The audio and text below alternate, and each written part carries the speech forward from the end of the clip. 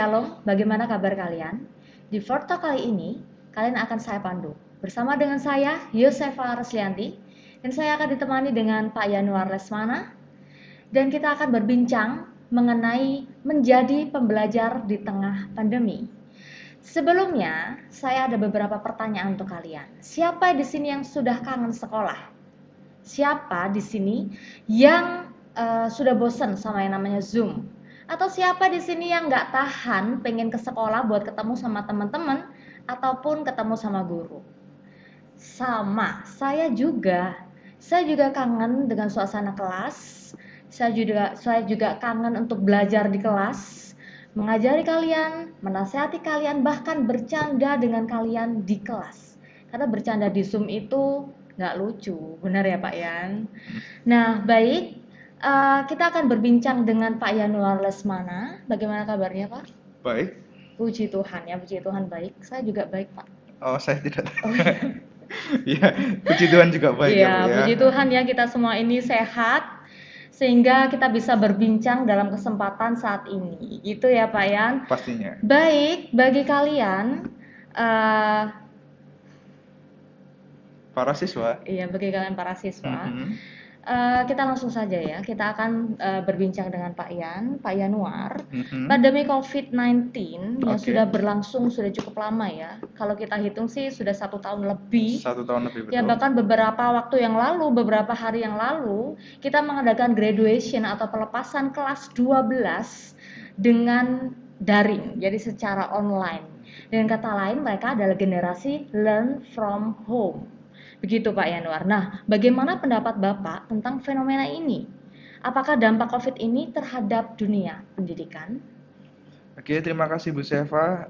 Sebelumnya izinkan saya untuk membagikan slide ini. Ya, ini saya buat khusus untuk acara ini. Wow. Ya, saya berikan judul menjadi pembelajar di tengah pandemi karena berdasarkan pengamatan ya, mau tidak mau kita sebagai guru dan pendidik pasti juga akan harus memperhatikan isu ini. Nah, kalau tentang dampak pandemi yang kita nggak bisa hilangkan dan kita harus hadapi ini ya Bu ya. Nah, edukasi atau pendidikan adalah salah satu sektor yang paling terdampak. Saya punya beberapa data menarik dalam kasus ini. Ya. Yang pertama adalah ini Bu Seva. Ya. Kalau anak-anak bisa lihat nanti di sini adalah data tentang penutupan sekolah selama masa pandemi COVID-19. Jika memperhatikan, di sini bisa ada beberapa warna. Yang merah ini adalah yang full tutup. Jadi di negara tersebut tidak ada kegiatan sekolah di sekolah secara langsung. Ya. Entah online, entah penugasan, tapi sekolahnya full tutup 100%. Yang warna peach ini ya, ini adalah negara-negara yang sekolahnya tutup parsial. Tutup parsial dalam artian mungkin ada tatap muka terbatas, yang dimana tatap muka hanya 25% atau sekian persen dari jumlah total per kelasnya.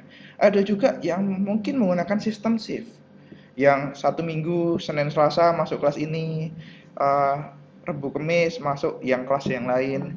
Nah, ada juga yang berwarna abu-abu agak muda ini, meskipun agak mirip dengan yang bawah ya. Tapi abu-abu yang agak muda ini, itu academic break. Berarti tidak ada sekolah, libur yang benar-benar libur. Ya. Lalu yang warna biru muda ini online learning. Kalau kita lihat ada beberapa negara Eropa yang melakukan online learning di sini. Dan yang warna biru adalah no school closures. Berarti di sini sekolah berjalan seperti biasa, tidak tutup. Nah, tapi negara-negara yang berani melakukan ini adalah negara-negara yang pertama, angka COVID-nya bisa ditekan. Terus kemudian angka COVID-nya sejak awal rendah. Jadi tidak ada ledakan. Kalau misalnya seperti India itu pasti tidak bisa menggunakan tidak bisa menjadi warna biru ini karena terjadi ledakan yang luar biasa ya. Nah, Selain ini, ada data yang menarik lain, Bu Seva. Selain sekolah, penutupan sekolah, di sini adalah data yang saya temukan berkaitan dengan anak-anak atau muda-mudi yang harus dalam tanda kutip keluar dari sekolah ya, maksudnya tidak bisa datang ke sekolah ya, seperti anak-anak kita ini ya, akibat COVID-19. Nah, ada data yang menarik di sini adalah 89% dari populasi siswa di dunia ini per Maret 2020 itu tidak bisa mengikuti pelajaran di sekolah. Maret 2020. Maret 2021. Ya, Maret 2021. Okay. Ya. Nah, tidak bisa belajar di sekolah. Tidak bisa belajar. Dan total 89% itu dia totalnya kalau kita bicara angka adalah 1,52 miliar. Wow.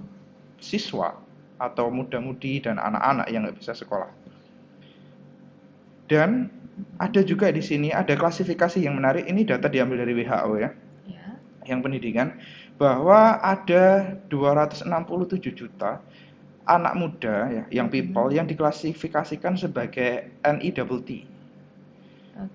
Apa itu? Itu artinya adalah not in education, employment or training.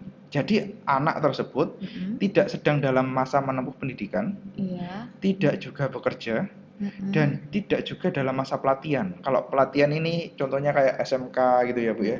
Jadi tiga-tiganya enggak. Jadi ya enggak kerja, enggak sekolah, enggak itu ya nganggur berarti kan. Nah, jadi ini kita bisa saksikan betapa besarnya dampak COVID terhadap anak sekolah dan siswa-siswa kita termasuk yang terdampak dan mungkin masih masuk dalam kategori yang beruntung ya Bu Seva ya. Benar. Jadi kalau kita baca ini berarti 1,5 miliar anak-anak dan pemuda di dunia ya Pak. Betul, ya. Di dunia. Ini berarti data di dunia yang tidak bersekolah, begitu ya Pak? Yang tidak bisa melakukan aktivitas di sekolah akibat COVID-19. Akibat COVID-19. Nah, selain itu ada satu data lagi Bu. Jadi data ini adalah data tentang penutupan sekolah akibat pandemi COVID di negara-negara G20. Kalau mungkin anak-anak agak lupa ini karena udah lama nggak sekolah ya kan. Agak lupa G20. Negara G20 itu apa Pak? Negara G20 itu adalah negara-negara maju sampai advanced developed country. Jadi dia advanced developing country. Jadi dia itu negara berkembang yang tingkatannya agak tinggi gitu ya Bu ya. Yang ada di sini itu Indonesia ada di data ini Bu. Jadi ini adalah lamanya sekolah tutup akibat COVID. Prancis itu paling sedikit tutupnya karena di Prancis itu hanya 10 minggu tutup akibat COVID. Indonesia ini per Maret 2021 kita sudah, kalau Maret itu berarti kita sudah hampir setahun ya itu ya. Kalau setahun 52 minggu, di sini datanya Indonesia itu ada di sekitar 48-49 minggu tutup akibat COVID. Nah, jadi sekarang masalah ini adalah masalah global. Masalah di mana anak tidak bisa bersekolah dengan normal di sekolah itu adalah sesuatu yang dihadapi oleh seluruh dunia. Seluruh siswa di dunia. Seluruh siswa di dunia. Tapi kira-kira Bu Seva, pertanyaannya, benar, apakah kita harus menyerah terhadap keadaan? Tentu saja tidak. Baik Pak Yanuar, ini menarik sih. Jadi ini kan terhitung sampai Maret 2021 Indonesia itu sudah terhitung 48 minggu. Betul. Tidak ada sekolah tatap muka langsung, begitu ya. Jadi ada penutupan sekolah secara langsung dan digantikan dengan pembelajaran secara daring. Betul sekali. Ya, mungkin anak-anak merasa ya itu tadi bosan ya, mengeluh dengan adanya sekolah daring ini. Jadi kalian harus tahu bahwa kalian itu nggak sendiri. Ini tuh dirasakan oleh seluruh anak di seluruh dunia, gitu kan ya Pak. Dan kalian ya yang bersekolah di SMA Kristen Petra 4 ini, kalian itu masih dalam kategori beruntung. Karena banyak sekali di luar sana, bahkan di Indonesia ya Pak, Bagaimana dengan yang tidak ada akses internet misalnya mereka, ya kan? Ya berarti dengan kata lain, ya bisa-bisa sekolah mereka tutup juga. Ada beberapa kasus menarik Mm-mm. berkaitan dengan penutupan sekolah semasa pandemi ini, Bu. Mm-mm. Karena kalau kita ngomong Jawa, apalagi Sidoarjo, tetangganya Surabaya, kita Benar. akan menemukan sinyal mudah, Mm-mm. wifi, jaringan banyak. Tapi kalau kita pergi ke Indonesia yang bagian terpencil, Ya. yang jauh dari Jawa, di luar Jawa sana, maka kita akan menemukan bahwa internet susah, jangankan gadget, makan sehari-hari susah. Nah, yang seperti itu, saya pernah baca kasus di mana guru itu datang dan berkeliling ke rumah-rumah siswa untuk mengajarkan. Dan kasus ini nggak jauh-jauh ternyata, Bu Seva, ada di pulau sebelah, di Madura. Di Madura. Betul. Ya, jadi ini belum kita bayangkan yang di luar sana lagi, yang di pelosok Kalimantan, Sumatera, Sulawesi. Jadi ya saya berpikir kita semua harus tetap bersyukur dengan kondisi yang kita alami dan mulai mengurangi mengeluh, Bu Seva. Karena ada caranya supaya yang belajar online ini bisa seefektif atau mungkin lebih efektif dibandingkan waktu pelajaran normal di kelas. Benar. Baik, Pak Yanuar, ngomong-ngomong nih ya, kita kini kan tidak tahu ya sampai kapan sih pandemi ini berlangsung dan kapan pandemi ini akan berakhir, ya kan? Entah itu tahun depan, 5 tahun depan, bahkan apakah 10 tahun depan, kita tidak bisa memprediksinya, begitu ya Pak Yanuar. Nah, bahkan sempat ada berita bahwa Menteri Pendidikan itu mengeluarkan kabar bahwa akan ada sekolah-sekolah di Indonesia akan dibuka, ya kan Pak? Ada kabar seperti itu. Tapi dalam hitungan hari kemudian muncul kabar bahwa ada persebaran COVID-19 yang lebih besar di berbagai daerah. Terjadi peningkatan kasus infeksi COVID. Ya, benar. Terjadi peningkatan kasus COVID-19 gitu di beberapa daerah. Nah, dengan situasi yang sangat sering berubah seperti ini, apa sih yang bisa kita lakukan sebagai pembelajar supaya kita itu tetap bisa belajar efektif gitu. Jadi pembelajar yang baik di tengah pandemi ini. Itu adalah pertanyaan yang sangat menarik untuk dibahas, Bu. Nah, bagaimana menjadi pembelajar di tengah pandemi? Tapi ngomong-ngomong sebelum saya masuk ke yang bagian bawah, Bu Seva, bisakah menjelaskan apakah makna dari pembelajar itu sendiri? Kalau menurut KBBI sih Pak ya, pembelajar itu adalah orang yang mempelajari. Berarti kita harus menempatkan, yang pertama kali kita harus lakukan adalah menempatkan diri kita sebagai pembelajar, orang yang sedang mempelajari sesuatu. Kalau dalam konteks kita sebagai siswa, berarti ini adalah tentunya belajar tentang hal akademik, ya Bu Seva ya. Nah, ada dua perubahan yang harus kita pegang erat-erat di dalam masa pandemi ini. Yang pertama, online kelas itu bukan rencana cadangan. Dulu di awal pandemi ini kan kita berpikir, waktu Maret kalau saya nggak salah itu inget banget, ada anak-anak, oh tenang Pak, nanti di Juni sudah mulai masuk. Belajar online ya biarkanlah ya, cuma gitu aja, asal jalan. Terus kemudian waktu Juni ternyata pemerintah memberikan kebijakan 3 bulan kita akan belajar di rumah. Masih banyak yang berpikir bahwa online kelas itu adalah backup plan. Santai aja, waktu online aku santai. Nanti kalau sudah masuk, aku akan kejar lagi, gas lagi. Nah, tapi ternyata sampai 1 tahun tidak masuk. Nah, ternyata itu adalah mindset yang salah ya Pak, bukan kayak gitu konsepnya ya Pak. Betul sekali, karena di masa pandemi ini seperti yang Ibu tadi bilang bahwa kita nggak tahu kapan selesainya. Vaksin, untuk selesai vaksin seluruh Indonesia itu pasti butuh waktu yang cukup lama. Dan kemudian belum lagi varian-varian baru yang terus keluar.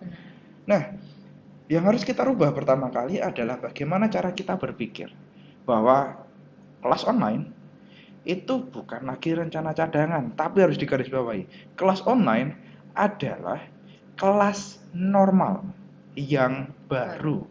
Nah, kalau dulu ya Bu Seva ya, Mm-mm. mungkin kita bisa bercakap-cakap tanpa menggunakan masker, ya Nah, kan? Nah, tapi new normal mengharuskan kita kemana-mana pakai masker ini. Nah, ini juga yang harus diterapkan sebagai gaya hidup ya. Sekarang masker gaya hidup, keluar nggak pakai masker itu kayaknya khawatir gitu. benar. Waktu belajar juga harusnya gitu. Bahwa oke, belajar online. Oh, aku nggak akan santai-santai, siap gas seperti biasanya. Oke, ini menarik sih Pak Yanuar. Jadi kayaknya mindset kita yang perlu diubah. Mhm, Bahwa online class, pembelajaran daring ini bukanlah rencana cadangan, tapi mhm, sesuatu yang new normal, ya kan? betul, Sesuatu yang normal dan baru. Jadi kalau kalian sudah masuk ke era ini, new normal ini, kita tidak akan bisa lagi kembali ke yang lalu, pasti. gitu kan? Ya, saya pernah baca suatu buku yang menarik bahwa pembelajaran online Mhm. dalam artian adalah pembelajaran menggunakan media atau Internet of Things. Ya. Jadi yang berkaitan dengan internet itu adalah sebuah pembaharuan yang diperkirakan akan datang sekitar 5 sampai 10 tahun lagi. Oke. Dan itu sudah terlihat di negara-negara maju. Oke. Jadi kalau kita lihat anak-anak ini pasti sukanya membandingkan kita dengan Finlandia, Bu. Iya. Yang sekolahnya itu lupa, Finlandia itu Heeh. sekolahnya itu cuma 4 jam, 5 jam, setiap Mm-mm. 1 jam istirahat 30 menit. Kok Nah. kita nggak bisa kayak gitu? Yang perlu digarisbawahi dulu adalah di sana mindsetnya sudah berubah. Saat mereka diberikan waktu luang, maka Mhm. mereka akan bisa memanfaatkannya untuk belajar sesuatu yang berguna untuk masa depan mereka, skillnya. Jadi ini yang berbeda tadi. Mhm. Ya, jadi pandemi ini telah membuat perubahan yang harusnya datang 5-10 tahun lagi itu dipercepat. Tiba-tiba Oke. jebret langsung datang di tahun 2020-2021 ini. Oke, jadi itu kayak kita menggunakan smartphone misalnya, Pak. Kalau Betul. dulu kita menggunakan telepon kabel. Oh Nah, kayak ya. gitu ya. Jadi analoginya kayak gitu. Kalau Mhm, kita sudah menggunakan smartphone, kita nggak akan kembali lagi mhm. kepada telepon kabel. Pasti. Jadi ini adalah suatu perubahan yang tidak bisa dihindari dan Benar. nantinya nggak akan kembali loh ya Bu Seva ya. Benar. Nanti kalau anak-anak ini ya masuk, Mm-mm. terus kemudian Pak, semua file-file yang di online, LMS dan lain-lain berarti dihapus ya? Oh ini nggak akan terjadi. Nah, ini yang perlu dicatat sih. Betul. Ya. Benar. Nah kita pasti akan terus menjalankan new normal kelas ini. Oke, sampai kapanpun, ya Justru kan? nanti akan semakin meningkat lagi. Semakin meningkat. Ya, mungkin nanti akan muncul yang namanya uh, augmented reality dan lain-lain. Ya, nah Oke. nanti kalau anak-anak tanya, Pak, augmented reality itu apa? Silahkan dicari Iya. sendiri nanti ya. Cari sendiri malah bukan Betul. dijawab sih, Ya. Pak. Nah, Silakan loh, cari sendiri. kan harus belajar mandiri Wah, ya kan? benar Betul. ya, Nah, belajar dan mandiri. ada yang kedua ini, Bu, yang saya tulis di bawah sana ya. Mm-mm. Jadi ada satu keunggulan Mm-mm. dari online class Ya. yang sayangnya Mm-mm. itu kalau menurut pengamatan saya ya bisa jadi Mm-mm. salah dan saya berharap salah untuk ini Apa? bahwa tidak digunakan dengan baik oleh siswa-siswi di Indonesia. Oke. Ya, yang eh, keuntungan itu tadi adalah kemerdekaan atau kebebasan dalam belajar. Nah, Tuh. kalau dikasih kebebasan ini ya maaf ini ya, kalau Mm-mm. Bapak mungkin salah ya. Tapi di Indonesia kedewasaan dalam mengolah kebebasan itu masih sedikit kurang.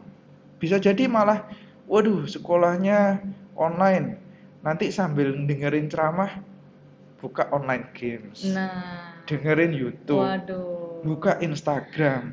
Wah ya nggak jadi belajar nanti Bu, Oh, kayaknya, konsentrasinya heeh. terpecah-pecah. Kayaknya konsep kemerdekaan belajar itu belum sih. Rasanya susah ya untuk dimiliki. Belum Kayaknya tertanam malah dengan baik. belajar itu malah membelenggu. Ini, Iya nggak, Pak? ini yang ini adalah sesuatu hal yang menarik ya. Jadi Belajar malah yang harus dirubah membelenggu. lagi ini berarti nggak saya tulis tapi yang Heeh. dimunculkan oleh Bu Seva ya, bukan Bapak. Nah, belajar itu seakan-akan seperti siksaan, Benar, belenggu yang benar. menyatakan bahwa wah nanti belajar misalnya di besok ulangan, belajar itu rasanya berat. Hmm. Mau buka buku, mata itu tiba-tiba ngantuk, Mm-mm. ya kan? Tapi kalau setelah itu ada chat, ada telepon, buka Instagram, langsung melek. Iya Nah, benar sih, benar. ini juga adalah sesuatu yang harus dirubah sepertinya. Benar. Mindset yang perlu dirubah.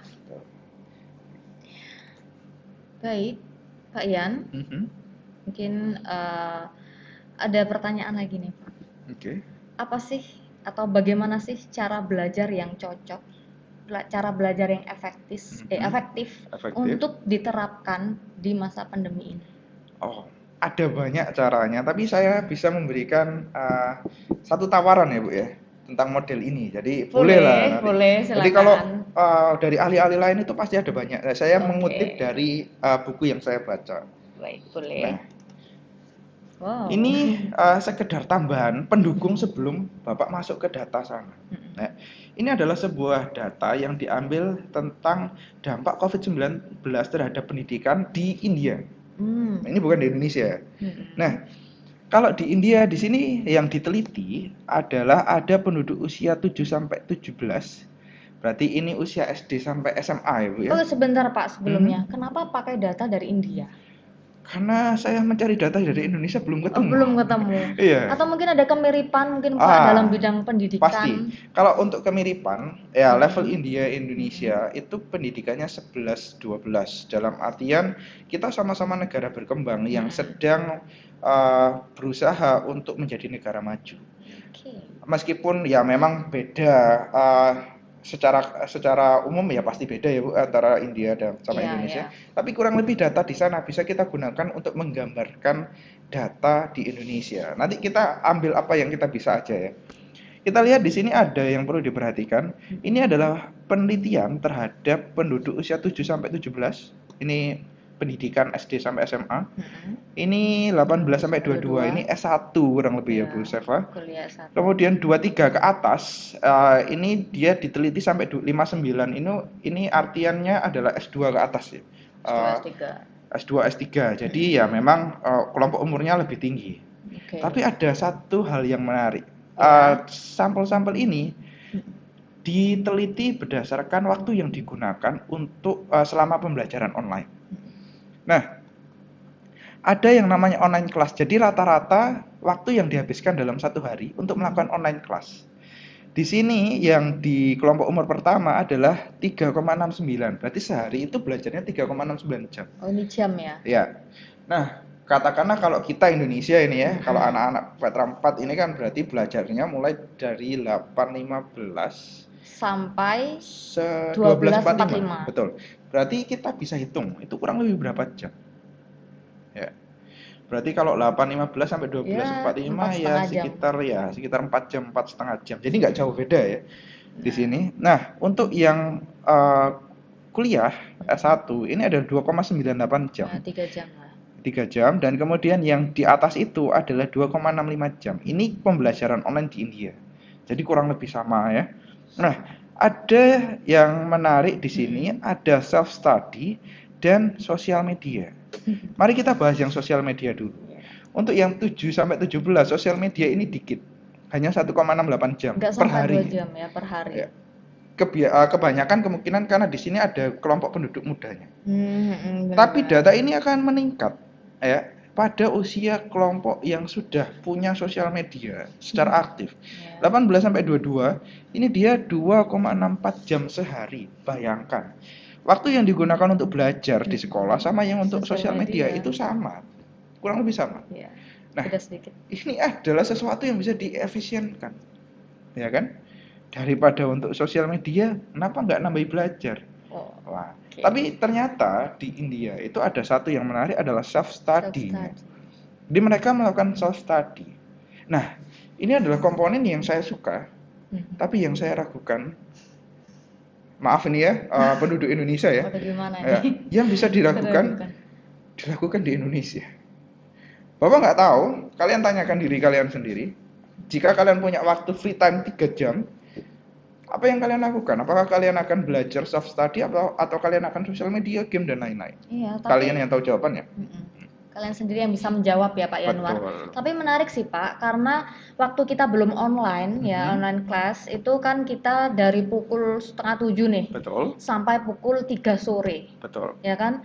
Kalau dihitung mungkin selisih waktu dengan online class itu bisa 4 jam. Sekitar 4 jam mereka harusnya self study gitu kan Pak, Harusnya, harusnya ya. Tapi betul. kembali lagi ke pertanyaan Pak Ian tadi, untuk 4 jam yang istilahnya terbuang ini, Yang untuk apa tersisa sih? ya. Yang tersisa, sorry Mm-mm. ya, bukan terbuang ya. Yang tersisa ini kalian menggunakannya untuk apa? Betul. Oh ya Pak, self study itu apakah masuk dalam kategori, kan anak-anak sudah selesai pulang sekolah nih. Mhm. Nah, apakah mereka ngerjakan tugas itu juga termasuk self study? Bisa, tapi kebanyakan self study dalam artian ini adalah yang di luar itu. Contohnya misalnya nih ya, kalau Petra 4 kan punya kelas Korea nih ya, Bu Seva ya. Kelas Koreanya ini kita kan dengan lembaga luar kerjasamanya dengan Ya. KSI Indonesia. Nah, di sini mungkin ada yang ikut kelas Korea, tapi pertemuannya seminggu cuma 2 kali, selama masing-masing 2 jam. Nah, ada waktu ekstra. Wah, saya ingin belajar ini yang lebih jauh lagi, yang lebih dalam lagi. Nah, ini juga masuk dalam kategori self study. Misalnya ada anak SMA yang belajar coding. Ya, kalau coding ini kan sekarang anak muda-muda ini suka coding. Coding itu yang bikin kode untuk IT gitu ya, Bu ya. Iya. Nah, kalau mereka belajar itu di luar jam, nah ini juga masuk dalam kategori self Self study study. juga. Oh, jadi untuk memperdalam, menggali kemampuan gitu ya Pak, Betul. self Ya, study. oke. Oke, baik Pak. Ini kayaknya ada hubungannya sama independent learning ya Pak, Mhm. benar? Betul sekali. Nah, Independent. data ini maunya berangkat ke sana. Mari kita intip, Bu. Oh, baik. Mari 1, 2, 3. Oke, ya. Tapi sebelum kita masuk ke sana, ini ada satu data lagi yang mau saya bagikan. Oke. Ini adalah rata-rata ya daily time spend on media yang dilakukan oleh orang Indonesia. Jadi rata-rata di Indonesia itu menghabiskan waktunya setiap harinya 8 jam 52 menit 9 untuk, jam. iya kurang lebih 9 jam ya, untuk bermain internet. Bermain internet. Tapi kita bayangkan, siapa kalau saya nih ya bangun nih Iya. jam 5, tidur lagi jam 10. Kalau itu kan berarti kita bisa lihat bahwa ya kurang lebih hampir melek 11 12 maaf 17. jam 5 ya 17 jam ya. 17 ya. Ya kalau 9 jam digunakan untuk media, berarti sisanya tinggal.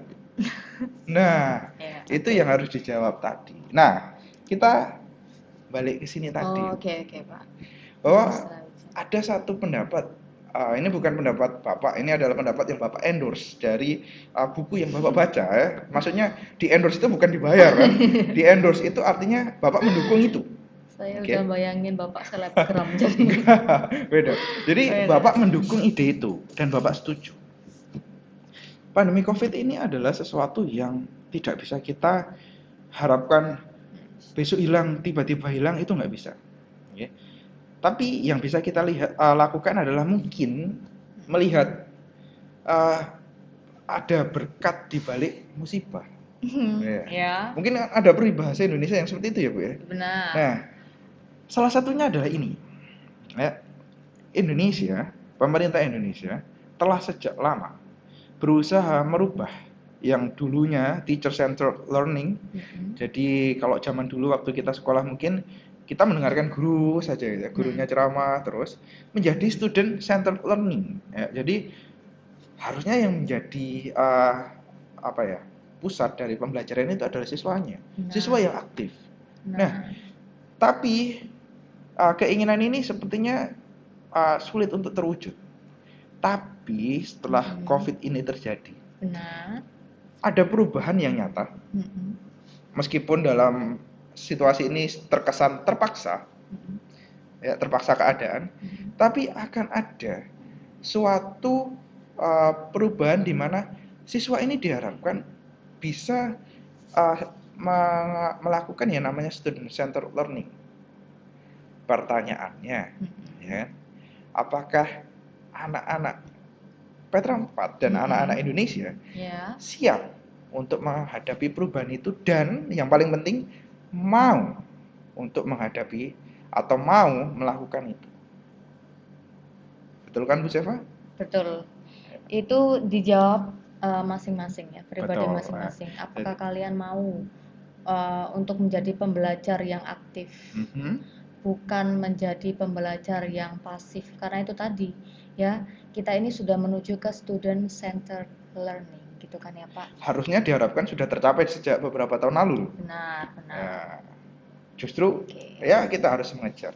Nah, ada satu quotes yang saya endorse lagi ya. Ingat, endorse itu dukung ini ya. Jadi Oke. Einstein ini memberikan seperti ini.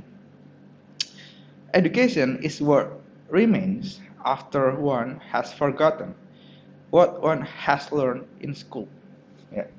Jadi kalau diterjemahkan kasarnya ya, pendidikan itu adalah apa yang masih tertinggal setelah seseorang lupa apa yang diajarkan di sekolah. Loh Pak, kok gitu? Nah sabar, Bapak jelasin dulu. Ya jangan tiba-tiba loh. Terus kemudian emosi dulu ya. Bapak jelasin. Benar. Maksudnya seperti ini. Apa yang kalian hafalkan, kalian akan lupa. Ya. Kalau Bapak tanya, 3 hari lalu kamu sarapan pakai apa? Lupa. Ya. 3 hari lalu mama kamu marahin kamu ngomong tentang apa? Lupa juga. Dan mungkin apa yang diajarkan di awal semester, waktu PAT, lupa. Ya kan? Tapi jika yang kalian lakukan adalah memahami dan bukan menghafal, maka itu yang dinamakan produk dari pendidikan. Pertanyaannya, apakah kamu perlu memahami atau sekedar menghafal atau sekedar tanya Brandly, Bu Seva? Wow. Kalau sekedar tanya Brandly, malah saya bahas ini Pak. Oh, jangan. Itu Jangan biar ya, jangan. kita serahkan kepada anak-anak untuk benar. memikirkannya sendiri. Itu pertanyaan renungan pribadi itu ya, Bu. Benar. Tapi memang sih sebenarnya kita ini sebagai pendidik ingin sekali anak-anak itu benar-benar bisa mengambil esensi dari setiap apa yang mereka pelajari. Jadi kalau misalnya kamu berlomba-lomba untuk mendapatkan nilai yang baik, ingat ya, yaitu tadi apa yang dikatakan Einstein ya, pendidikan itu apa yang tersisa ketika seseorang itu lupa dengan apa yang kamu dapat di sekolah, dengan apa yang ia dapat di sekolah. Gitu. Termasuk ya Bu Seva, tentang pendidikan karakter. Benar, itu ini penting ya? Sekali. Jadi waktu dulu misalnya diajarkan, ini PPPK Petra ini kan mengajarkan pendidikan karakter yang luar biasa. Benar, ya Bu Seva ya. Benar sekali. Nah, terus kemudian dibawa, wah ini aku sedang pembelajaran online. Guruku nggak bisa tahu nih aku jawabnya dari mana. Oh, tapi aku tidak mencontek karena aku telah dididik untuk melakukan sesuatu yang benar. Wah, ini siswa yang luar biasa. Ya, dan ini kita bangga karena kita berhasil ya Pak. Betul sekali. Ya meskipun itu ada 1, 2, 3 siswa pun hanya itu ya. Kalau itu bersemayam di hati kalian ya tentang pendidikan karakter itu, nah, berarti ya itu adalah sesuatu yang perlu kita bahagia untuk itu ya. Iya bahagia, dan itu akan kalian bawa sampai kapanpun. Sekolah itu seperti berlatih kan Pak Yanuar, ya kan, berlatih. Jadi karakter apa yang kalian bawa nanti ketika kalian lulus dari sini, dan itu pasti akan kalian pakai, kalian bawa sampai kalian bekerja, bahkan saat kalian berkeluarga. Dan gitu. Menurunkannya kepada anak-anak. Nah itu sih yang penting ya. Baik Pak Yana, berbicara tentang tadi kan saya sempat menyinggung tentang independent learning. Nah, apakah independent learning itu apa ya? Artinya itu belajar sendirian. Ya, independen gitu kan. Apakah maksudnya itu belajar sendirian gitu ya Pak Yan? Nah, ini perlu dijelaskan supaya tidak terjadi kesalahpahaman. Ya, independent learning itu bukan berarti ya. Sekali lagi, bukan berarti kalian belajar sendiri. Ya udah aku belajar ini, nggak usah tanya siapa-siapa, nggak dapat bimbingan dari siapa-siapa. Tidak. Jadi independent learning itu adalah di situ sudah ada ahli ya yang memberikan pendapatnya dari jurnal yang saya dapat dari Holek, ya ditulis tahun 1981. Ya. Independent learning adalah kemampuan untuk mengambil kendali atas proses belajarnya sendiri. Oke. Jadi jangan kalian menempatkan diri dalam situasi di mana kalian adalah menjadi pihak menerima. Ada pihak ketiga yang bilang, oke kamu belajar materi ini, oke kamu belajar ini materi ini, kamu ini, dan kamu hanya menerima dengan terpaksa ya tadi, tertekan, terpaksa, Ya, terbelenggu, terbelenggu. tersiksa, terkasihan sangat sangat kasihan sekali. Jangan. Kalian harus bisa mengambil, oke, ini materiku, ini yang akan aku pelajari, aku ingin belajar ini. Dan kamu biasanya bisa menggunakan diagram ini, cycle ini untuk bisa belajar. Contohnya, dengan memulai dari pertanyaan. Apa sih yang mudah kamu tahu? Apa sih yang perlu kamu cari tahu? Terus kemudian melakukan perencanaan, terus kemudian melakukan pencarian dan mengevaluasi, ya muter ini ya Bu ya. Terus kemudian mengorganisasi, ya, menata informasi-informasi penting, mensintesis. Nah, ini yang kemampuan yang sangat penting sekali di era abad 21 ini, Bu.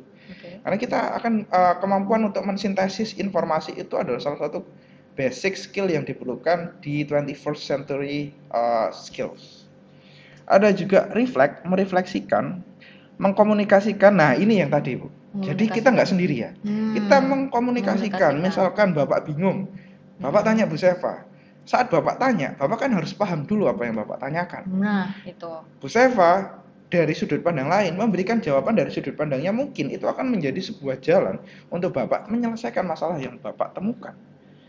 Nah, terakhir mengevaluasi. Nah, kalau belum cocok gimana? Balik lagi dari awal. Ya. Oke. Jadi ini oleh karena itu dinamakan cycle. Jadi kalau kita melakukan proses ini, maka pendidikan ini akan menjadi pendidikan yang milik kita, independen. Apa yang kita cari, apa yang kita inginkan, apa yang kita pelajari itu milik kita, nggak akan mudah terlupakan tadi. Oke. Manfaat dari independent learning. Oke, manfaat dari independent learning itu banyak ya. Salah satunya yang saat tadi Bapak sebutkan ya. Jadi kalian itu memiliki hak cipta terhadap ilmu kalian sendiri. Nah, jadi nggak perlu lagi tergantung dengan faktor luar. Nah, tapi ada beberapa ini Bu yang perlu dibahas. Ini salah satu contoh yang bisa digunakan sebagai contoh pembelajar yang tidak independen. Ya, ini bukan nyindir loh ini ya. Nah, ini yang dipikirkan, ini hasil pemikiran, hasil sintesis dari apa yang Bapak alami ya. Satu, tidak bisa bangun pagi dan mengikuti jadwal. Oke. Bangun paginya bangun jam 8.15 saja masih kesiangan. Nah, itu berarti perlu ada perbaikan. Dua, tidak bisa dengan sadar mengerjakan tugas pada waktunya. Di Moodle itu kan ada itu ya tugas-tugas yang diberikan. Kapan dikumpulkan? Kan udah jelas semuanya. Belum selesai. Sampai lama. Nah, ini juga tidak independen. Harus diingatkan berkali-kali untuk mengikuti Zoom yang sudah terjadwal. Nah, mungkin Bu Seva pernah mengalami ini, Bu? Ya, oh, sering. Pernah ya. Ya. Sering. Sering. Oke. Nah, yang terakhir adalah tidak mampu menyelesaikan masalah sendiri karena tidak bisa atau tidak terbiasa melakukan sintesis terhadap data atau informasi yang ditemukan. Problem solving adalah skill yang sangat penting untuk kalian di masa depan. Benar banget. Ini menarik sih Pak, ya. Ini benar kata Pak Ian, ini bukan masalah sindir atau kita mau menyindir siapa gitu, tidak ya. Tapi dengan mengetahui contoh pembelajar yang tidak independen, kita bisa tahu sebaliknya, ya. Ya, kita bisa tahu sebaliknya, dan itulah yang memang perlu kita lakukan sebagai pembelajar yang independen gitu di masa pandemi di masa pandemi. Nah, oke. Oke, nah ini Pak, berbicara mengenai industri 5.0 ya, 5.0. Jadi saya itu pernah mendengar mengenai industri 5.0. Jadi ini kan mengenai revolusi industri, benar ya Pak ya? Betul revolusi sekali. Industri di mana itu diawali dengan industri 1.0 di abad 17. Itu ditandai dengan ditemukannya mesin uap oleh James Watt. Kemudian industri 2.0 ditemukannya listrik, begitu kan ya Pak? Betul sekali. Itu mengenai revolusi industri, dan kita sedang dipersiapkan untuk menuju industri 5.0 atau 5.0 ini ya. Mungkin kalian juga pernah mendengarkan. Nah, mungkin Bapak bisa menjelaskan mengenai itu, Pak. Oke. Eh, Kalau revolusi industri, Mm-mm. harusnya anak-anak sudah mendapatkan ini di pelajaran sejarah ya Bu Seva. Tapi nggak apa-apa, kita review sedikit. Yang tadi Bu Seva bilang bahwa revolusi industri pertama kali terjadi di abad 17, lebih tepatnya 1780 ya. Mm-mm. Ini dengan munculnya mesin uap, itu benar. Mari kita menggunakan matematika sederhana dalam menganalisa grafik ini. Ini adalah jenis-jenis revolusi industri. Ada 1.0, 2.0, 3.0, 3.5. Mungkin kita lompati aja, kita langsung ke 4.0. Lalu ke yang terakhir 5.0. Mari kita lihat jarak antar satu revolusi industri ke revolusi industri lain. 1780 ke 1870. Berarti perlu waktu 90 tahun. Ya Bu Seva ya. Wow, 90 Untuk tahun. bisa bergerak ke industri 2.0. Dan setiap ada perubahan ini, akan ada perubahan yang sangat luar biasa pada masyarakat kita. Lahirnya listrik, ya, ditemukannya listrik, ini memberikan suatu hal yang luar biasa dan memberikan fondasi untuk kehidupan modern kita sekarang. Nah, untuk dari 2.0 ke 3.0 itu butuh kurang lebih 100 tahun. Ya, 11-12 ya bisa Pak ya. Iya, 90 tahun, ke 100 100 tahun. ya, nggak jauh beda. Iya. Nah, pada 3.0 itu muncul yang namanya otomatisasi. Ya, Komputer. ya, otomatisasi yang lahir akibat majunya teknologi komputer. 1970. Nah, kita langsung lompat ke 4. Dari 1970 ke yang today, ya. Ini kalau di negara-negara ini kan biasanya beda ya Bu ya, mulainya. Kadang kalau kita lihat sekarang ya, 4.0 di Amerika dimulainya 2005. Indonesia baru terpengaruh di 2010, itu bisa ya. Jadi kita ambil aja di sekitar angka 2005 2010. Katakanlah 2010, berarti dari ketiga ke empat itu hanya butuh 40 tahun. 90, 100, 40. Nah, kita lihat bahwa ada penyempitan jarak polanya. Setelah ini akan muncul 5.0. Kapankah? Kalau kita gunakan 2010 sebagai base tadi, berarti kita sudah 11 tahun meninggalkan 2010. Berapa tahun lagi kita akan bertemu dengan 5.0? Dan ada satu hal penting tentang industri 5.0 ini yang perlu digarisbawahi Bu Seva. Di sini ada sebuah kalimat yang menarik dari grafik ini yang dijelaskan bahwa di industri 5.0 ini akan ada munculnya sinergi antara manusia dengan robot dan artificial intelligence-nya dalam sebuah proses pekerjaan.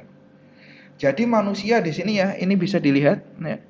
Jadi manusia itu workers will be upskilled to provide value added tasks. Berarti workers yang versi manusianya itu perlu di upskill, ya, ditingkatkan skillnya untuk memberikan sebuah pekerjaan yang value added. Berarti bisa menambahkan value. Ambil contoh ya Bu Seva.